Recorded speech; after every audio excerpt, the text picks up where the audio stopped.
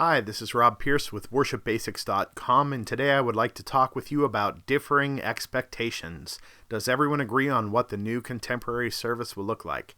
This is a very common problem in the planning stages of a contemporary worship service, especially in traditional churches. Everyone has a completely different idea about what the contemporary service should look like, and a lot of times it can make things very confusing when you're trying to start it up. So I would like to talk to you about that a little bit today.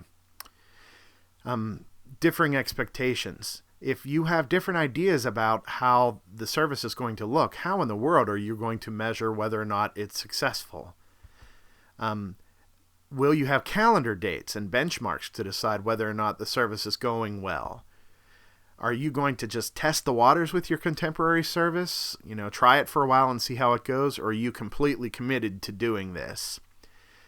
Here's the big one. What does contemporary mean? When you're talking about starting a new service, that word has entirely different connotations for different people.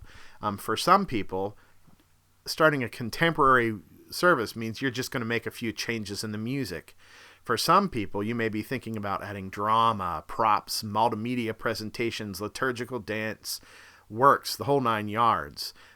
You've got to get together on what it means or what you mean when you say that you're starting a contemporary service. And here's something to think about too. What demographic are you targeting? That sounds like such a business word, but it's not a bad thing to think about when you're starting a contemporary service. If you are attempting to reach a certain group of people with this service, for instance, often these services are started to reach the younger generation. Well, what do you mean by the younger generation? What sort of a group are you looking to attract to attend this service?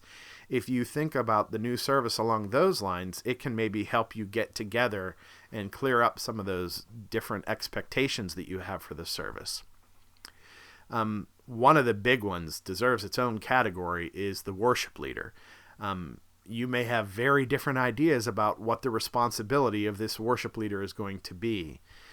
Are you going to have somebody who's already on staff be the worship leader for this service, or are you going to hire someone new? Do you want to pay someone to do this position, or is it going to be a volunteer? Are you looking for someone who's just going to lead the music, or are you looking for an associate pastor, someone who can do much more, preach sermons, be a more active part of the church staff in other areas? You have to make these decisions.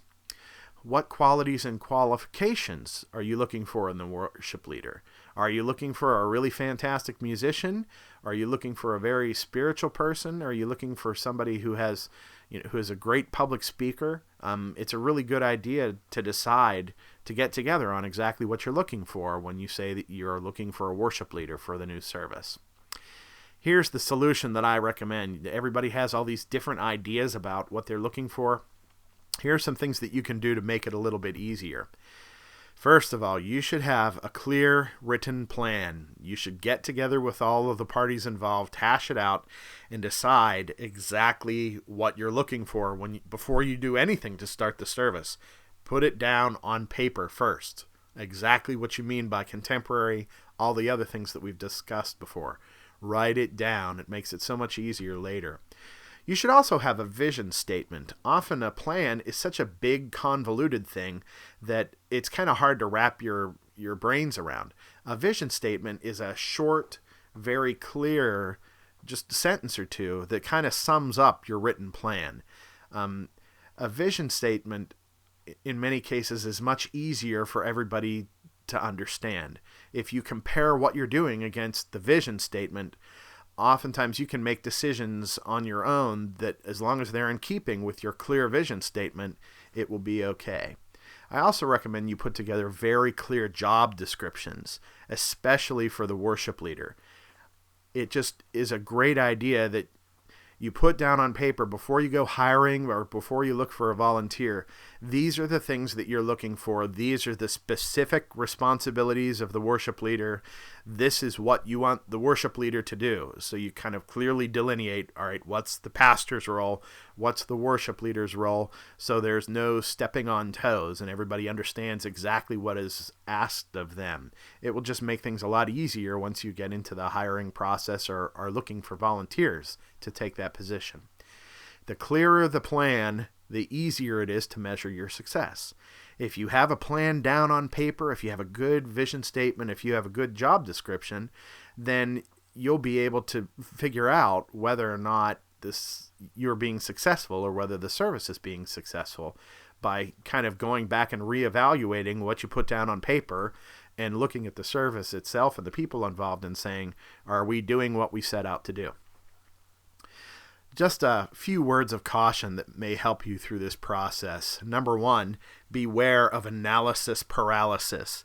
It is so easy, especially when you're putting together job descriptions and plans and vision statements. You could just get so bogged down, and you can work on it and plan it so long that nothing actually ever gets done. I heard this joke once. It's a little bit earthy, but I think it applies here. Especially for more traditional churches, some say that accomplishing anything is like mating elephants. Everything happens at a very high level. It's accompanied by a great deal of screaming and groaning, and it takes 2 years or more to produce a result. And I think there's a little bit of a truth to that joke.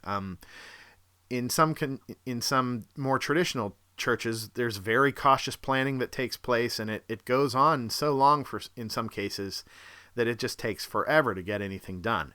It's not that you shouldn't be cautious and do the planning, but I think over-planning can sometimes hurt more than just sitting down and getting things together a little bit more quickly. You should also expect changes to the plan. I think when you write the plan, you think to yourself, this is not carved in stone. This is our starting point, and I expect this to be modified later. That'll help you avoid the first problem here. As long as you understand that this is something that we're working on and it'll probably change, it'll help you avoid being bogged down in the planning stages if you expect changes. It's also a good idea to reevaluate your plan once a year to see how you were doing. That way you can take a look and decide if you've accomplished the goals you set out for yourself. A real quick summary. First of all, you should agree on a written plan. Get everybody together, all the parties together, define everything clearly, put it down on paper.